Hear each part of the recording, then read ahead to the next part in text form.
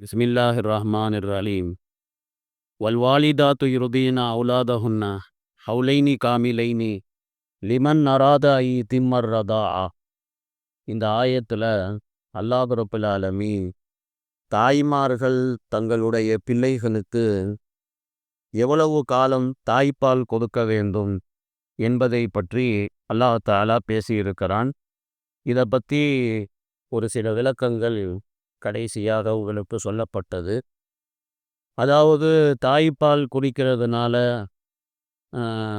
என்ன மாதிரியான உருமத்துகள் ஏற்படுகிறது. செவிலித்தாய் இடத்துல ஒரு குழந்தை பால் குடித்தால் அந்த செவிலித்தாய் அவளும் ஒரு தாயாக மாறி வருகிறாள். ஸோ அதனால் அவளை நிக்கா செய்கிறது கூடாது. அதே மாதிரி பால்குடி சகோதரர்கள் சகோதரிகள் ஒருவர் மற்றவருக்கு மத்தியில் திருமணம் செய்வது கூடாது. இந்த விஷயமெல்லாம் இந்த ஆயத்தின் அடிப்படையில் உங்களுக்கு கடைசியாக சொல்லப்பட்டது. இப்போ இன்னைக்கு ஒரு சில மசாயில்கள் சஹீஹுல் புகாரி சஹீஹுல் முஸ்லிம் போன்ற ஹதீஸ் கிதாபுகளிலே இடம்பெற்றிருக்கக்கூடிய ஒரு ரிவாயத் ஹதரத் ஆயிஷா ரதியல்லாஹு தஆலா அன்ஹா அவர்களினுடைய ரிவாயத். அவங்க என்ன சொல்கிறாங்க அப்படின்னு சொன்னால், அதாவது பெரிய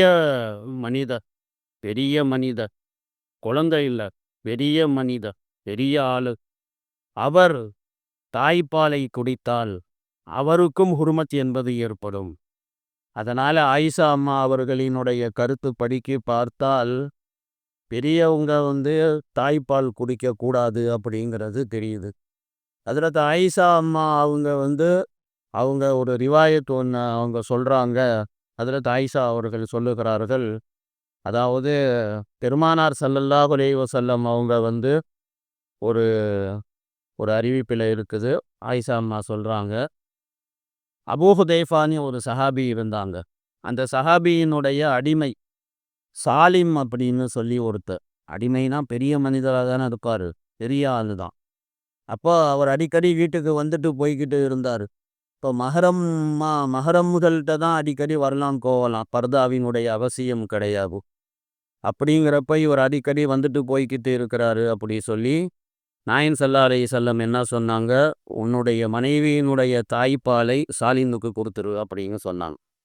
அப்புறம் அந்த தாய்ப்பால் கொடுத்த உடனே அது ஹுர்மத் ஏற்பட்டுருச்சு. அதனால் இப்போ அடிக்கடி வரலாம் போகலாம். அதாவது பர்தாவுடைய அவசியம் இல்லை அப்படின்னு சொல்லி இப்படி பெருமானார் அவர்கள் கூறியதாக ஒரு ரிவாயத்து ஆயிஷா அம்மா அவங்க சொல்கிறாங்க. ஸோ இந்த அடிப்படையில் பெரியவங்களாக இருந்தாலும் தாய்ப்பால் குடிக்கக்கூடாது. குழந்த சின்ன பிள்ளர், அதுவும் 2 வயசு வரைக்கும் தான். 2 வயசுக்கு மேலே தாய்ப்பால் குடிக்கிறது அது உசிதமான ஒரு விஷயம் கிடையாது. இது ஆயிஷா அம்மா சொல்கிறாங்க.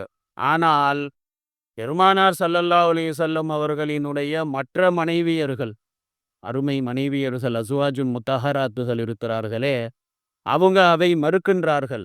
இந்த சம்பவம் இருக்கிறதே அது சாலிமுக்காக வேண்டி, ஏதாவது அவருக்காக வேண்டி மட்டும் சொல்லப்பட்ட ஒரு விஷயமாக இருக்கலாம். ஆனால் பொதுப்படையாக எல்லாருக்கும் சொல்லப்பட்ட விஷயம் கிடையாது அப்படின்னு சொல்லி அவங்க மறுக்கிறாங்க.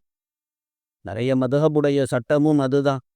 இப்போ கணவன் மனைவி ரிலேஷன்ஷிப் இருக்குது. இப்போ அவங்க தாய்ப்பால் கணவன் அவன் குடிச்சிட்டான் அப்படின்னு சொன்னால் மனைவி ஹராம் ஆயிடுவாளா அப்படின்னா அதெல்லாம் ஹராம் ஆக மாட்டா. அதுதான் பொதுவான உலமாக்களுடைய கருத்து. அதுதான் நிறைய உலமாக்கள் சொல்கிறாங்க. ஜம்ஹூர் உலமாக்கள், 4 மதுஹபுடைய இமாம்கள், 7 ஃபுகஹா பெருமக்கள், பெரும் பெரும் சஹாபா பெருமக்கள், ஆயிஷா அம்மா அவர்களை தவிர்த்து நாயகத்தினுடைய மற்ற மனைவியர்கள், அவங்க எல்லாரும் சொல்லக்கூடியது இதுதான். அதாவது ஹுர்மத் என்பது ஏற்படாது அப்படின்னு சொல்லி அவங்க சொல்கிறாங்க. அவங்க என்ன சொல்கிறாங்கன்னா, அவங்க ஒரு ஹதீஸ் ஒன்று அவங்க சொல்கிறாங்க. அதாவது பெருமானார் அவர்கள் கூறினார்கள், உங்களுடைய சகோதரர்கள் யார் என்பதை நீங்கள் பார்த்து கொள்ளுங்கள். பால்குடி பருவம் அப்படிங்கிறது எந்த பருவத்திலே தாய்ப்பால் குடிப்பதினால அந்த குழந்தையினுடைய வயிறு நிரம்புமோ, முழுமையான ஆதாரம் அது பால் மட்டுமே இருக்கணும். அப்போ அது ஆரம்பத்தில் குழந்தைக்கு அந்த 2 வயசு வரைக்கும் தான் அது சாத்தியப்படும். அதுக்கப்புறமேல அது சாத்தியப்படாது. ஏன்னா வெறுமனே தாய்ப்பால் மட்டும் அந்த குழந்தைக்கு பத்தாது. அதனால் மேற்கொண்டு சில ஆகாரங்கள் எல்லாம் அந்த குழந்தைக்கு கொடுக்க வேண்டியதாக இருக்கும். அதனால இது ஆரம்பத்துல 2 வருஷத்துல பால் குடிச்சா தான் அது அதுக்கப்புறம்னா அது கணக்கிலேயே கிடையாது அப்படின்னு சொல்லி பொதுவான உலமாக்களுடைய கருத்து. அதுதான் நானும் சொல்றேன். இதான் நிறைய உலமாக்கள் சொல்றாங்க. ஆயிஷா அம்மா அவர்கள் மட்டும்தான் அவங்க அவங்களும் ஒரு ஆதாரத்தின் அடிப்படையில தான் சொல்றாங்க. அது அவங்களுடைய கருத்து. ஸோ இன்னும் நிறைய இந்த பால்குடி சம்பந்தப்பட்ட மசாயில்கள் இருக்குது. அது இன்ஷா அல்லாஹ் இன்னொரு ஆயத்து இருக்குது. உம்மஹாத்துக்கும் உல்லாத்தி அருதானக்கும் அப்படின்னு ஒரு ஆயத்து. அதுல இன்ஷா அல்லாஹ் ஒரு சில மசாயில்கள் உங்களுக்கு அந்த இடத்துலையும் சொல்லப்படும். பிறகு அல்லாஹ் ரப்புல் ஆலமீன் என்ன சொல்றான் அப்படின்னு சொன்னா, தாய்மார்கள் தங்களுடைய குழந்தைகளுக்கு பால் கொடுக்கிறார்கள், தாய்ப்பால் கொடுக்கிறார்கள் அப்படின்னு சொன்னா, அந்த தாயினுடைய செலவீனங்கள் எல்லாம் அந்த குழந்தையினுடைய தந்தையை சார்ந்தது. எல்லா செலவீனங்களையும் அந்த குழந்தையினுடைய அத்தா யாரோ, அந்த அத்தா தான் வந்து செஞ்சாகணும். எவ்வளோ செலவு பண்ணணும்? எவ்வளோ செலவு பண்ணணும் அப்படின்னு சொன்னா, அவங்கவங்க ஊரை பொறுத்து இருக்குது. அவங்களுடைய ஊர்ல என்ன பழக்கமோ, அந்த பழக்கத்தின் அடிப்படையில அவன் செலவீனங்களை கொடுக்கணும். ரொம்ப அதிகமாகவும் கொடுக்கக்கூடாது, ரொம்ப குறைச்சும் கொடுக்கக்கூடாது. நடுநிலையாக என்ன தேவைப்படுமோ அந்த செலவீனத்தை அந்த குழந்தையினுடைய தந்தை அந்த தாய்க்கு கொடுத்தே ஆக வேண்டும். குரான் ஷரீஃபில் அல்லாஹ் ரபுல் ஆலமீன் ஒரு ஆயத்திலே சொல்லுவான், லியுன்ஃபிகு தூ சாத்தின் மின் சாத்தி. வசதி வாய்ப்பாக இருப்பவர்கள் அவர்களுடைய வசதிக்கு தகுந்த மாதிரி அவங்க செலவு பண்ணட்டும். யாரு கஷ்டங்கள்ல இருக்கிறாங்களோ அவங்க தங்களுடைய சக்திக்கு தகுந்த மாதிரி அவங்க செலவு பண்ணட்டும். அல்லாஹ் தாலா யாரையும் அவர்களுடைய சக்திக்கு மீறி அல்லாஹ் ரபுல் ஆலமீன் கஷ்டப்படுத்துவது கிடையாது அப்படி சொல்லி அல்லாஹ் வெகு சீக்கிரத்திலே கஷ்டத்துக்கு பிறகு லேசை அல்லாஹ் ஏற்படுத்துவான். இப்படி குரான்ல சொல்லப்பட்டிருக்கிறது. தஹாக் ரஹ்மத்துல்லாஹி அலைஹி அவங்க சொல்றாங்க, ஒருத்தர் தன்னுடைய மனைவிக்கு தலாக் கொடுத்துட்டாரு. ஆனா கை குழந்தை இருக்குது. கை குழந்தைன்னா பால் குடிக்கிற குழந்தை இருக்குது.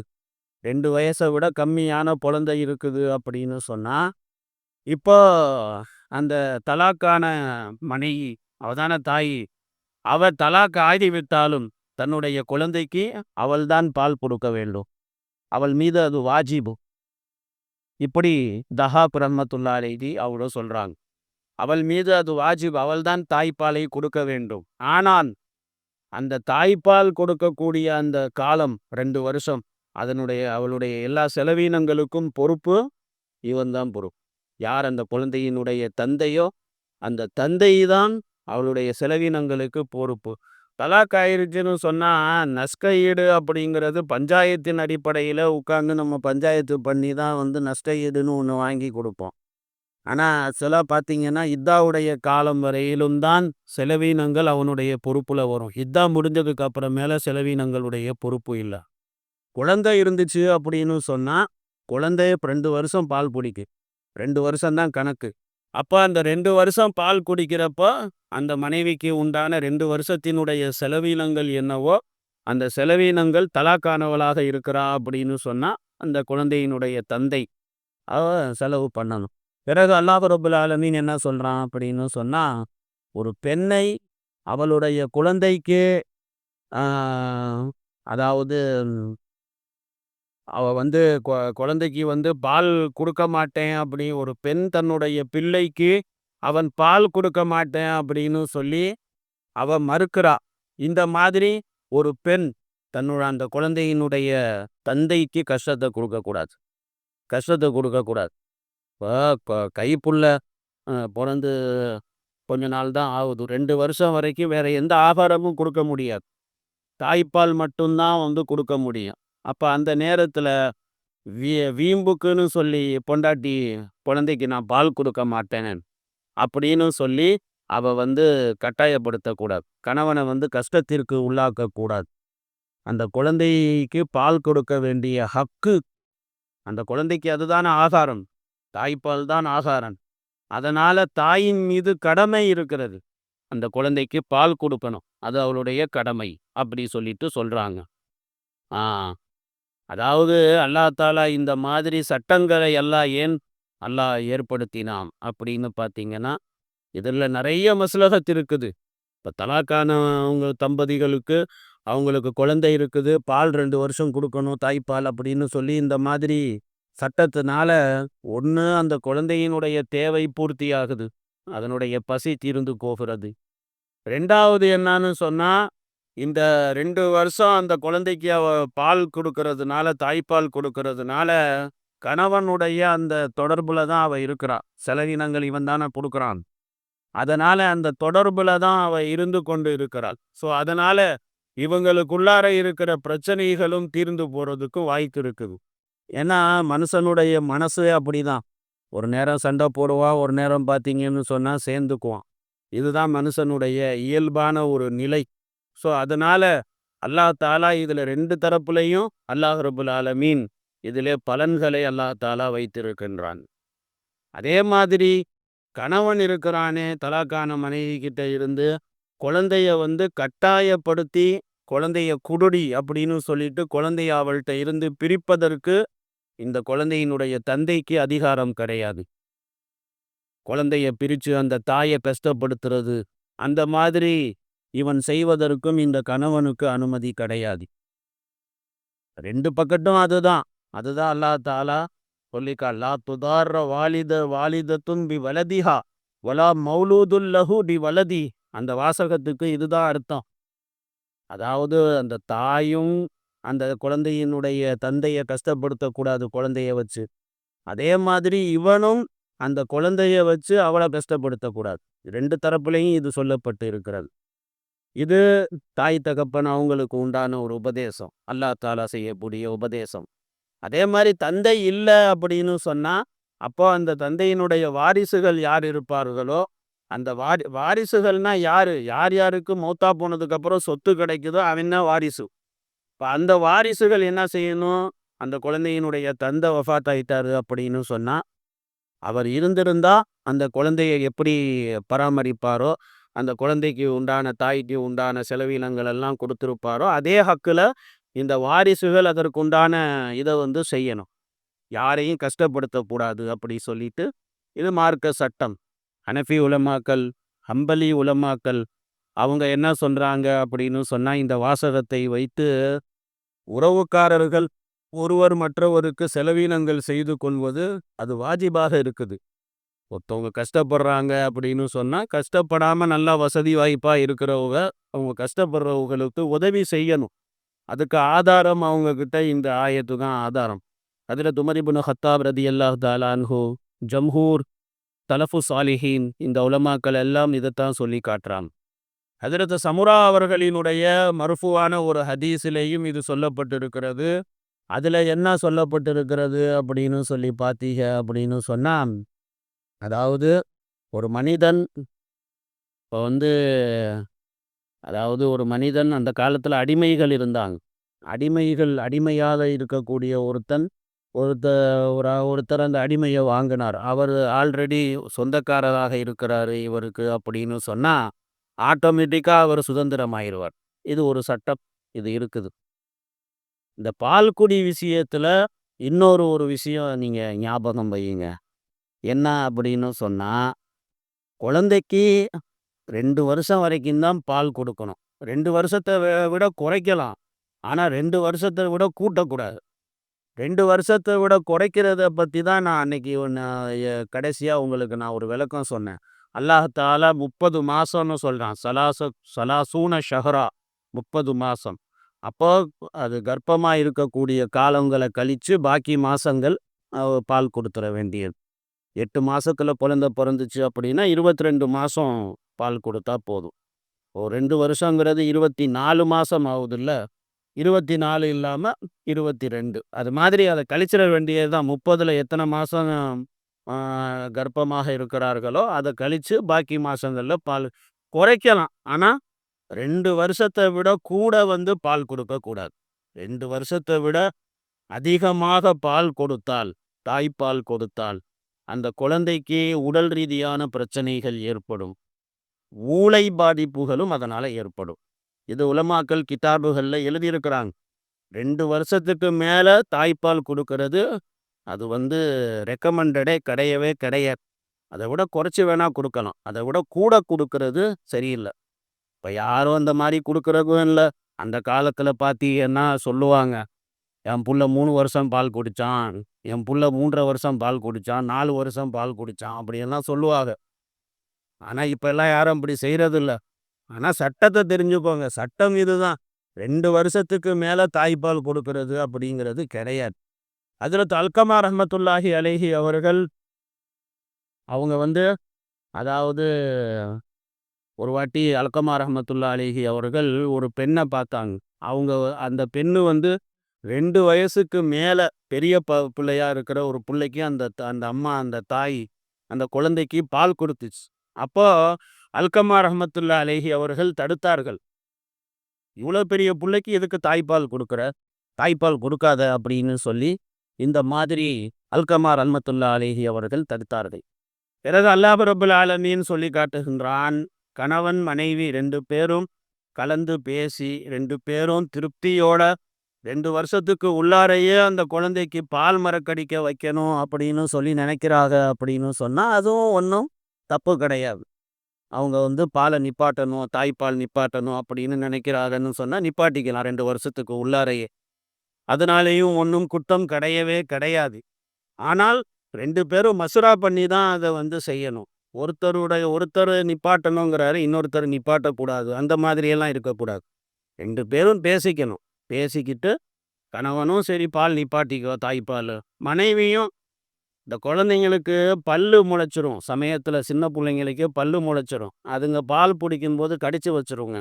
அதனால தாய்மார்கள் கொஞ்சம் பேர் என்ன பண்ணுவாங்கன்னு சொன்னா, குழந்தைக்கு 2 வருஷமெல்லாம் முழுசா பால் குடுக்க குடுக்க மாட்டாங்க. கடிக்கிறான் அப்படின்னு சொல்லிட்டு இது பண்ணுவாங்க. அந்த மாதிரி ஏதாவது சூழ்நிலை இருக்கும். இப்ப அந்த மாதிரி இருந்துச்சு அப்படின்னு சொன்னா 2 வருஷத்துக்கு நடுவுல அவங்க பால் குடிய நிப்பாட்ட வேண்டும் அப்படின்னு சொன்னா 2 பேரும் மசூரா பண்ணிக்கணும். 2 பேரும் மசூரா பண்ணி 2 பேரும் ஒத்துக்கிட்டாரு அப்படின்னு சொன்னா பால் குடிய நிப்பாட்டிக்கலாம். அல்லாஹ் தாலா இருக்கிறானே, தன்னுடைய அடியார்களின் மீது எவ்வளோ பெரிய ரஹீமாகவும் கரீமாகவும் அல்லாஹ் தாலா இருக்கின்றான் அப்படின்னு சொல்லிட்டு பாருங்க.